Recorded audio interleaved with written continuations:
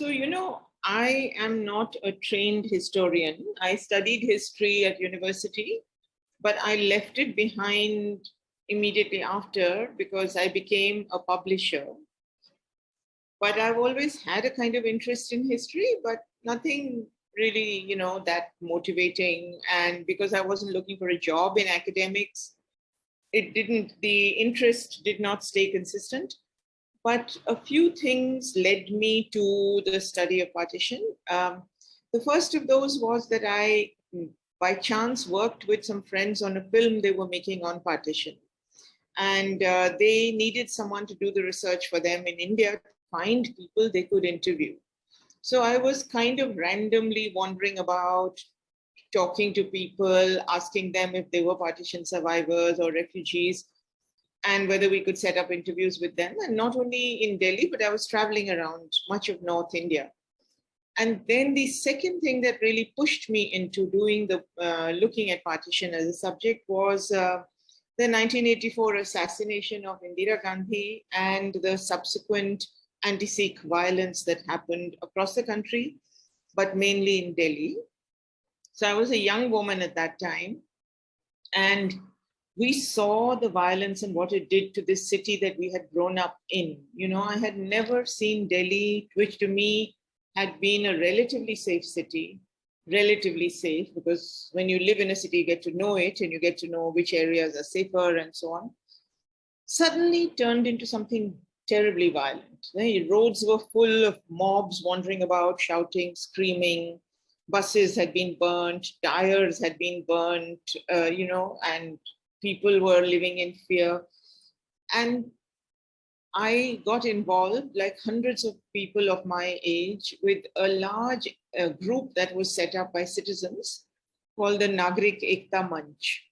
And in that, for those 5 or 6 days following the assassination of Mrs. Gandhi, when the administration and government of Delhi more or less collapsed because they were basically focusing on the death of the leader rather than what happened to the people, I worked with this group, and all of us were given tasks to do. And one of my tasks was in a place called Shakarpur, just across the Yamuna, where the Sikhs living there had to be moved after the violence had taken place to a local DAV school because it was holiday time, so that they could be safe. And my task was to take down their stories in a register that I had been given, just in case we needed to file compensation claims or we needed to have at least a record of what had happened. And it was then that I started to hear stories of partition, because for many people, the violence they had seen recalled the violence they had lived through at the time of partition, and they could not believe that it was happening to them again in their own country. And it kind of pushed me to ask myself this question, that if this is what happens after 5 days of such terrible violence, what must it have been like for people at the time of partition? And why was it that in history, among historians, in all the recorded history we had at that time, we had never paid attention to people's histories? So as I started asking that question, I also started looking at my own family history, which, like many North Indian families, is a history of partition refugeeism. Both my parents separately were partition refugees. And, in the family, they talked about this all the time, but we somehow paid it no attention because these are our parents, old people, who listens to old people's stories, that kind of thing. So then I began to ask myself this question, that why had I never paid attention even to the stories in my family? And initially, I had no plan to do some big research or anything. I just wanted to recover the family history. And I decided that I would make a beginning by going to Pakistan, trying to find out if I could go to Pakistan and try to track down my mother's brother, who had stayed behind at partition, refused to migrate. He had kept my grandmother back, and he had also converted to Islam. And my mother's family had seen this as a terrible betrayal and also had received no compensation when they moved to this side because obviously somebody had kept hold of the family property in Pakistan. So for all of these reasons, I got pushed into starting the work, going to Pakistan to find my uncle. And once that opened up for me, there was just no going back. Then I went from story to story. Somebody would say, go here, talk to this one. Somebody would say, talk to this one. And I kind of began to develop, almost like antennae. If you were walking down the streets of Delhi or taking an auto to go somewhere, you'd see somebody who looked the right age and who could have been a partition refugee. And I would just go up to them randomly and say, where are you from? And I got used to, or I began to understand, often when you ask people that, they responded with a question to a question. And they would say, what do you mean, now or earlier? In Punjabi, hune ya piche. And the moment they said that, it would lead me to understand that this person who thinks of time in this way, the before and after time, is actually a partition refugee. And then I would start conversations with them. So in a sense, the work was very random. It was very scattered. It was not like a trained historian would do it by finding, a sample size or by locating an area where to talk to people. I really just went where the stories took me. So that was how it began.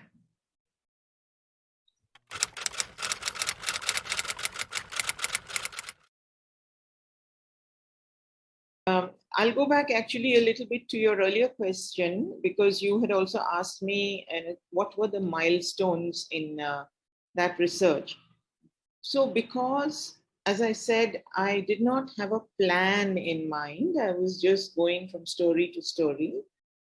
I was learning things along the way, which I did not expect to learn, and each of those for me was a milestone. For example, I had been, by the time I started exploring that history, I had been involved in the women's movement in India for quite a while. And I had also set up my own feminist publishing house. And yet I had not consciously gone into that history seeking out women's histories. I did speak to men and women, and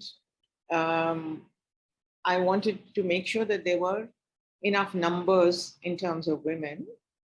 But actually, what started to happen was that women's history started to open up in ways that were completely unexpected. And when I look back on them, I wondered why they were unexpected. But at that time, when I was starting the research, it came as a surprise to me. So, first thing that I understood was that no matter that you yourself are a woman and you go and try to talk to women, the chances are that you will never get to speak to women individually, and they will never have enough free time to be able to actually talk to you, because all their time, unlike the time of men, is very scattered in terms of, if you have having a conversation, some child will run up and ask for a notebook or a biscuit. Some man will yell out and say, can I have a cup of tea? And in the middle of the conversation, she will have to do all that. You can't say to her, stop this, because these are her jobs. And then it's very difficult to get to speak to her alone, because women are seldom given alone time in our society. So you will be sitting in a crowd of people which might have men, and then what she says to you is often what the men might want to hear, if there are men there. So to reach a point where you can have a one-on-one conversation, where she trusts you enough to speak, where the men don't interfere, that was rare. So that was one of my understandings about oral history and talking to women. And this relates to your second question also, when you say, how did you get information from people that you spoke to. And, in order to get people to ask people to talk to you, I think you have to work very hard at having them trust you. And that doesn't easily come if you're just doing a half-hour interview or a one-hour interview. And especially doesn't come if you're not thinking of people as human beings. So often in when we do research, we approach human beings as if they are not individuals in themselves, but their only purpose is to provide you with the information that you're looking for. They are respondents, they are informants, and I hate those words. So for me, one thing that was really important was to build up a relationship of trust and to not use the power that you have as an interviewer to push people to speak, because sometimes you have that power, you can keep pushing the questions. And I took a decision very early on that if somebody didn't want to speak, I would not push them to speak. So I would never use the word extracting, for example, information, because that makes it seem as if you're pulling something out of people. Whereas for me, it was a conversation. People will talk to you, they trust you, and they want to tell you something. And if they don't want to tell you something, you stop. Not only that, also you go back to them, because often people will speak to you without understanding what the consequences can be when that conversation is written down and transformed into cold print, because then it acquires a permanence which a face-to-face conversation doesn't have. So as a researcher, I felt it was very much my responsibility to go back to people once I had transcribed the interviews and to ask them if they were still all right to have that material out in the public. And if there was anyone at all who said, I don't want this there, then I would not use that interview. But what I would do instead is describe that interview, talk about it in ways that would still keep the person's integrity, but at least I would be able to put out what I had learned from that interaction. So the process of talking to people was, one, the process of building up trust. Two, especially with women, to go back to my earlier point, of learning how to listen. So often, when we talk, we don't allow the person the space to reflect, think, balance, and then speak. And I have to say that I used to be like that also. So, if there was a silence that would stretch, I would say, push into it and put words in the hope that the person would concretize the thought that was in their head. And I began to realize that that was really unfair, that I needed to let those silences be, let people decide whether they wanted to speak. And often people were reluctant because this is a whole history you've carried inside you. Then somebody turns up 40 years later and says, tell me that history. And the betrayal that you have carried for those 40 years, at the indifference around you to that history, doesn't go away in one day, doesn't go away with one interaction.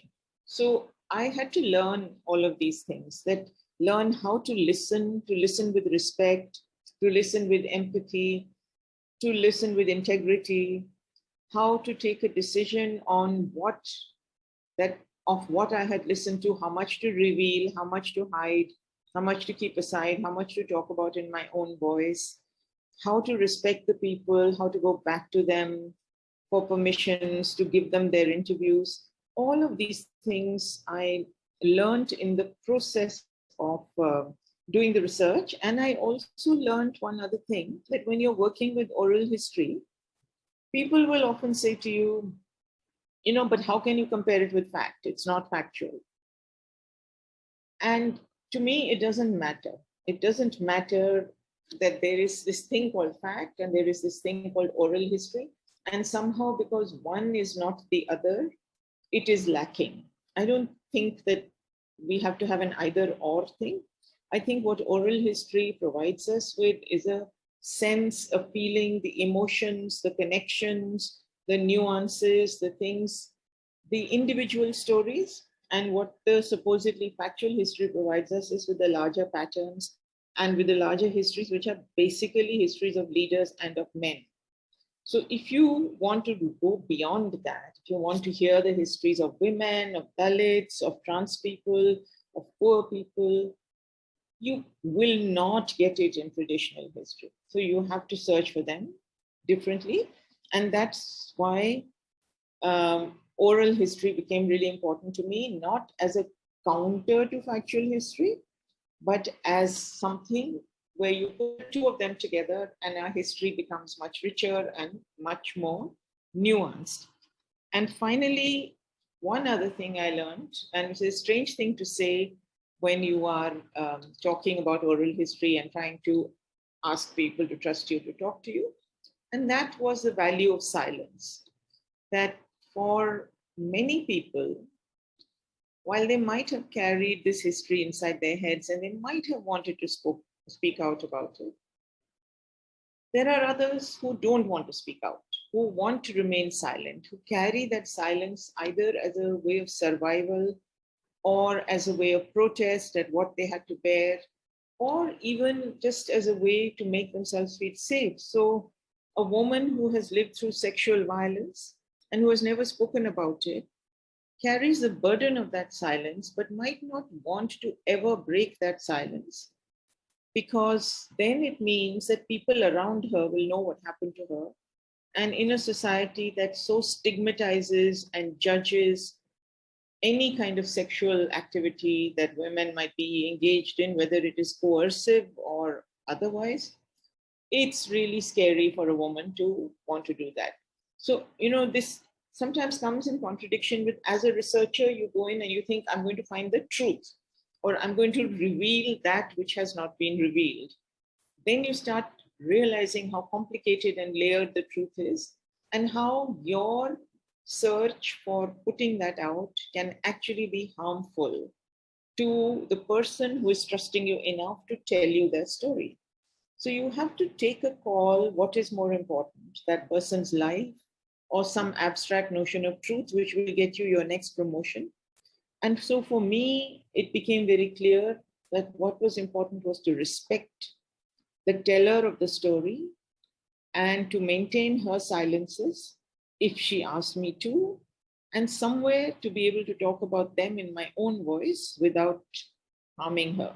So listening, internalizing, respecting, bringing empathy, choosing, representing, all these things and the responsibilities they carry became clear to me in the process of doing the research. That's a very long answer for you.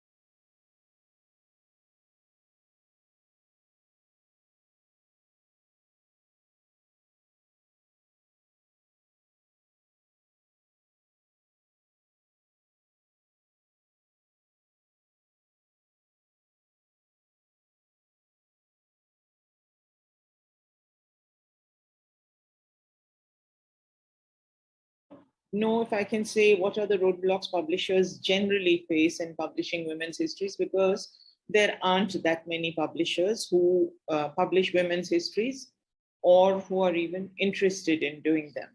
I can talk from our experience and the experience of other publishers similar to us, like independent publishers.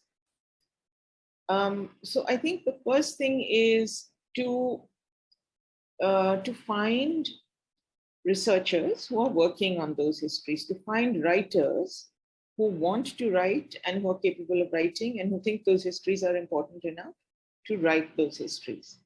When we started Kali in 1984, the number of such researchers was few and far between. You could count them on the fingers of two hands, let's say.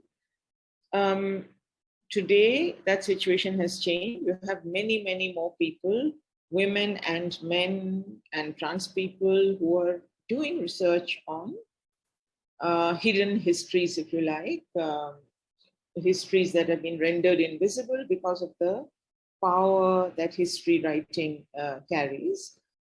So you see many more, but the first issue was finding writers who had done work, who felt the subject was important enough, and who wanted to write about it. Then it is that when you start to publish those books, you are, if let's say those books are academic books, you are entering a field that has been totally dominated by men and men's writing, and men's writing that sees itself not as men's writing, but presents itself as general writing, applicable to everyone. So you might get a man who will go into a village and do research talking only to the men in that village, and then write the book that will be presented as a book about that village, regardless of the fact that women are totally absent from it. So the second battle was to fight in a male-dominated scene, both academic scene and literary scene, to insert the voices of women and to argue for credibility for these voices, which not only means pushing in numbers, it also means that women will write differently often. They may not write by the sort of standards or canons of writing. So to then work to educate readers to also read differently.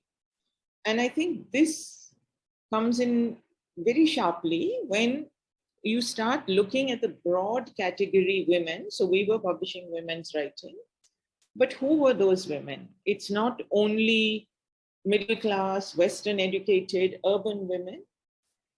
That's not the answer to countering histories or books that have been written by men, but you have to also bring in diverse voices. So you must bring in voices from the margins, you must bring in Dalit voices, you must bring in tribal voices, you must make space for those voices. You must bring in all kinds of, regionally marginalized, so voices from Northeast, from Kashmir, etc., etc. And when you start bringing those voices in, then you also start learning that there are different ways of creating knowledge, different ways of writing, different ways of understanding what fiction is. A novel does not have to be something that has a plot and a beginning and a middle and an end and a subplot. His book of history does not have to be based only on documented facts, but can be based on interviews and people's voices. So you start to unlearn your own training about what is